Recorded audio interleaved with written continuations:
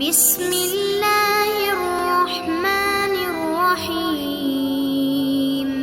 اللہ تعالیٰ نے ملک الموت سے پوچھا، آپ کو کسی بندے کی روح قبض کرتے وقت کبھی رحم آیا یا نہیں؟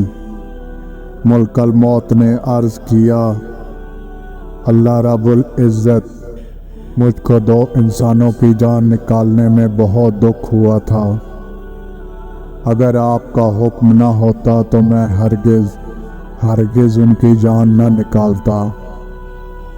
ارشاد ہوا، بتاؤ وہ لوگ کون تھے؟